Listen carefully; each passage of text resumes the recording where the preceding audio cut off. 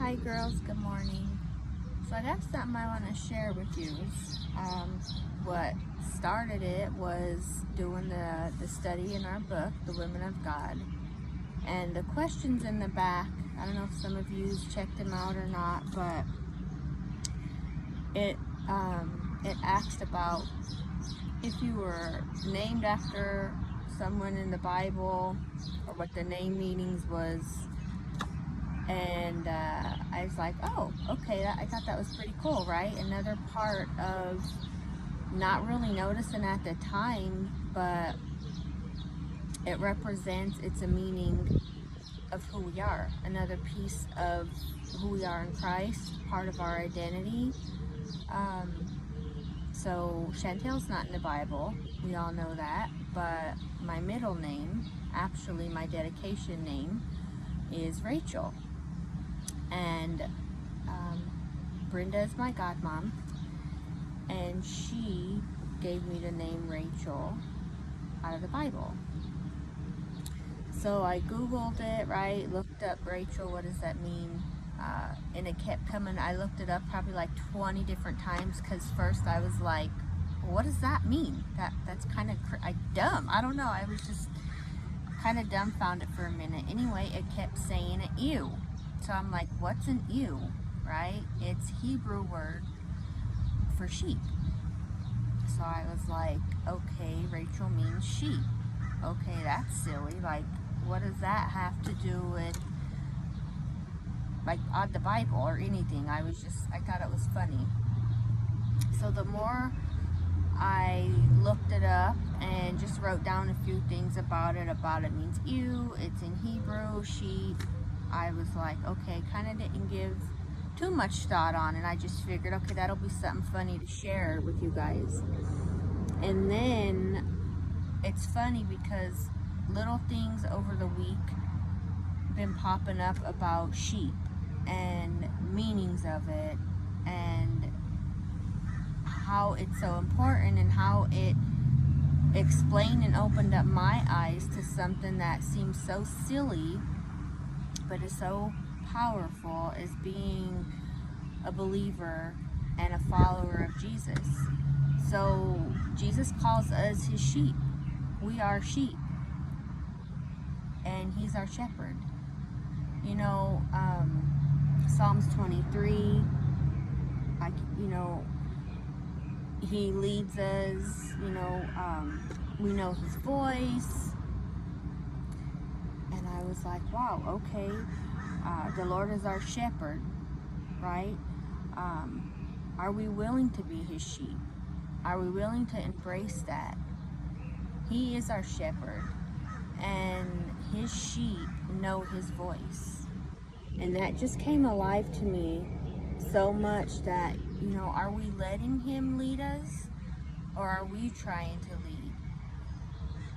Are we being his sheep in his flock? Are we following his voice, his will? Are we being obedient? Are we being faithful? And what the part I love so much about the sheep is, when we wander away, he'll leave the 99 sheep that's there, and he'll go after us, being the good shepherd, and he always brings us home. And I thought that was really good. I just wrote down a couple of things that I wanted to share. God's calling us simply to be his followers as a sheep. The sheep knows the shepherd's voice. The sheep is a child of God. Are we sheep? Are we embracing that? Or, of course, we know it, but are we living it? See, the difference between just knowing and doing, like, action requires a step. We can hear things like in James, being a hearer or a doer. We got to require action to put that into motion. Sheep is mentioned 500 times in the Bible. That's more times than I believe grace is mentioned. Just doing a couple searches on, don't hold me to everything about what it's more mentioned more times, but someone I just came across talking about what does sheep mean, being a follower, and that was the first thing that they were saying. So I googled it and looked at scriptures about the sheep. John 10:14. We are the sheep. We are Jesus' sheep to follow him in the freedom of surrender. He's the shepherd and the sheep know his voice. We are his children. That being sheep, we're being humble. It keeps us humble because we're not trying to do things our way, but we're being a follower. It's not wanting to lead and take over. We're being nurtured. We're being cared for. We're being learned. We're being shaped. We're being molded. And we follow the shepherd's voice, and he cares for us. He prepares meals for us. Godly meals is how I looked at it, but he also provides physically as well, a home, food, everything that we need to survive physically. Jesus, our shepherd, provides it, as well as spiritually, our spiritual food. He gives us a feast every day before we sit down and read his word. We sit at a table and receive the meal he's prepared for us.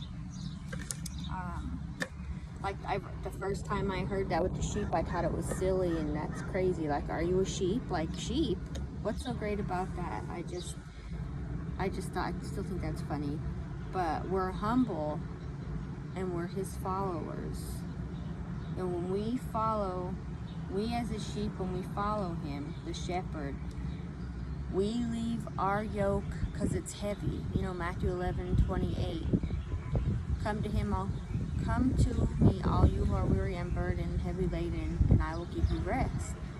Well, when we try and do it and try and lead things, we're heavy. Our yoke, our burdens, and we exchange that and give it to Jesus, and he takes it, and then we embrace his yoke, which is light. And that is the humbleness when we follow him and embrace the sheep that he's called us to be. There's freedom in that. There's identity. It's knowing who we are as children of God, following the shepherd, our leader, in every way, every situation, every circumstance, spiritually, physically. He leads our path, and he protects us, nurtures us along the way. So I just wanted to share that with you guys. I thought that was a little fun thing, but it became deeper and more alive to me from that little simple question in the back of the book, the reflections about being named after someone in the Bible, and what does that mean. So hope this just encouraged someone, and to dig deep in the questions also, because when we do that, we grow. We allow ourselves to grow in the hard thoughts or questioning our own self. If you're a journaler, write it down. Write down your questions and ponder on them. Think about them. God, well, what does this mean? Show me. How can I apply this? How can I not just know of it, but actually apply it to my life and put the faith action behind it? So that is all. Bye, guys.